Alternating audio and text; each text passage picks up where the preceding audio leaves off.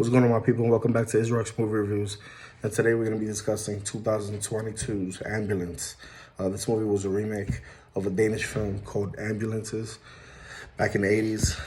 And this remake is directed by none other than Armageddon, Transformers, Teenage Mutant Ninja Turtles, Bad Boys director Michael Bay, who does it like no other, right? He's known for his explosions and his exciting dramas. The film is about a man named Will Sharp, played by Yahya Abdul-Mateen II, who's an ex-veteran who needs money to pay for his family's medical expenses.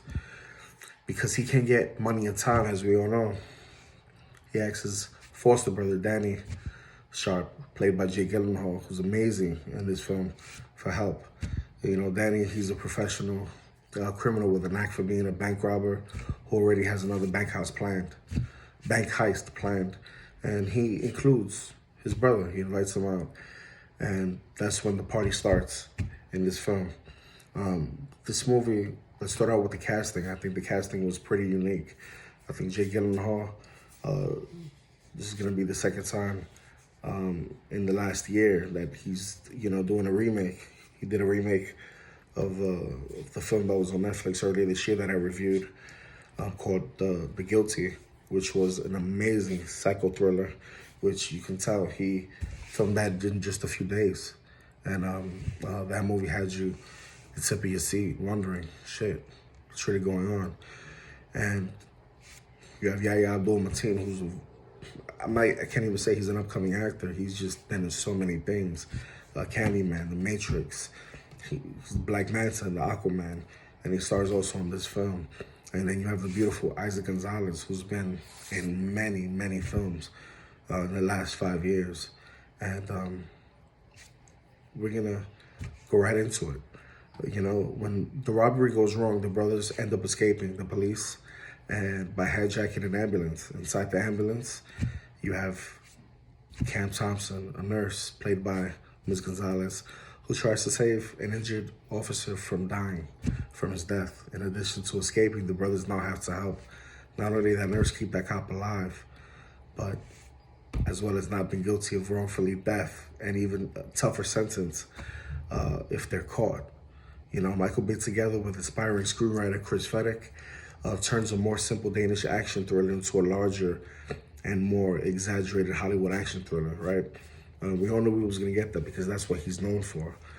They also know how to transform the original 80-minute Danish film into into a film that lasts over 2 hours in this, and you don't get bored. It's a very action-packed and story-centered movie.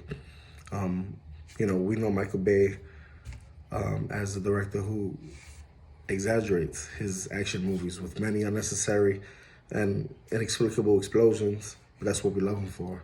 Despite the fact that this also comes up in this film, he seems to reduce this slightly. For this film, Michael Bay learned a new film technique by filming scenes with a drone, which was pretty unique, even though you do see a lot of drone work in a lot of the movies now. And after seeing the drone footage, you can tell Michael Bay fell in love with it because he arranged for a professional drone pilot to capture certain footage. And he knows how to create special images. That's what he's known for. But because he's captured many images in that way in this film, it sometimes seems as if you're looking at shots while riding a roller coaster in a park, which have been captured from all sides. And sometimes it gets a little confusing. You know, this can make the film a bit less for people with a sensitive stomach to watch. Other scenes are also filmed too moving or zoomed in so that you don't always get a clear picture of what exactly is happening. I didn't understand why he chose that direction because, the films where he zooms in, the scenes where he zooms in at, there's really, it's nothing of importance. I understand if you're zooming into a scene where you want us to get a certain Easter egg or you want us to get a certain clue for maybe something possibly in the future or in a future scene, but that's not the case in this. So I think it was underutilized. Special way of the film together with exaggerated action to me, overshadows the further script of the film, which I thought was excellently written. But it does have its little flaws, just like any other film.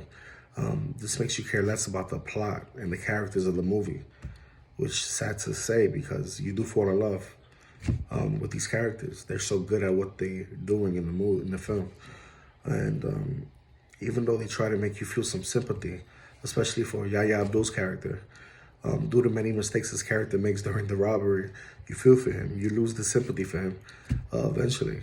Yahya Abdul and Jake Gyllenhaal, they have such a chemistry. They come across in this film as overly exaggerated criminals, which I think the film called for, you know, and you can tell that throughout the whole film, the only goal is for, God forbid, if they got caught, they don't want a higher sentence and try to keep the injured officer in the ambulance alive. That's their focus.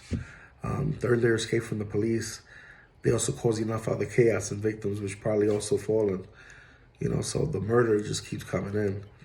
Keeping the injured officer alive also loses its importance to you throughout the film as a viewer, which is a negative. Also, I feel like Isaac Gonzalez's character remains as the hostage victim, the only one you care about as a viewer throughout the whole runtime. Fortunately, she doesn't really play a victim either, you know, as she masters the two bank robbers to keep her patient alive. You know, she's kind of manipulative in that way, but, you know, she is trying to save a life at the same time, right?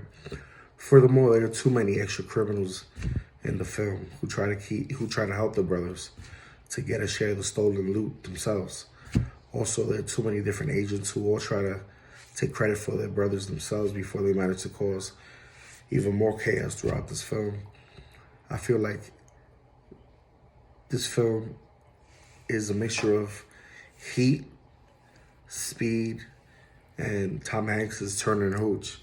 You know, they decided to combine them all. You know, it's a bit prolonged, but this is still a non-stop thriller. It keeps us on the edge of our seat. This time, Michael Bay seemed to care about character developments more than his typical frenetic action sequences. I think Jake, Yahya, and Isa, they get their shit together over a lot of different chaotic situations in this. I recommend this movie highly. I think AmbuLAnce filled a void of that action movie that we've been longing to see since probably the last Fast and the Furious movie. You know, the plot of the movie was enough to get by, but with Bay at the helm, it's blown overboard with lots of, you know, yelling and extreme close-ups, especially with those drones. And it's not as annoying as some of his other movies, that there are lots of cool, you know, shots. And, you know, everything that he's known for is definitely in this film. But I think it's lessened a little, but it feels like it goes a little long with an extra ending on top of everything else. You know, but overall, this is a good bad guy rob a bank, and, you know, they escape by using an ambulance. You know, I wouldn't rush right away to watch this. You could definitely watch this when it comes out on streaming, but I give it a solid 7.5 out of 8, easily, because, you know, the problems that I mentioned. The shaky cam makes certain scenes unwatchable. The plot about a bank robber, the robbery was, you know, absolutely ridiculous when you actually do watch it. It was literally, hey, I need money. Okay, well, let's just do a bank heist. Want to come? The ending was like, what the hell? Why would you do that? That being said, I actually had fun, surprisingly. The movie was literally a roller coaster ride. It was absolutely hilarious in certain scenes. There were a handful of actual gut laughs from other people in the cinema. It was fun. I actually thought it was a comedy more than a dramatic piece. It was ridiculous, and I would have given it an 8, but the ending really did it for me. I needed an ambulance after watching it. But overall, the movie wasn't bad. 7.5 out of 10. And definitely go check it out. Let me know what you thought. on the Discord. If you liked this video, hit that like button. Hit that notification bell. Share this video with those you love, those you care about. And I look forward to seeing you on the next video. To the next one. Peace.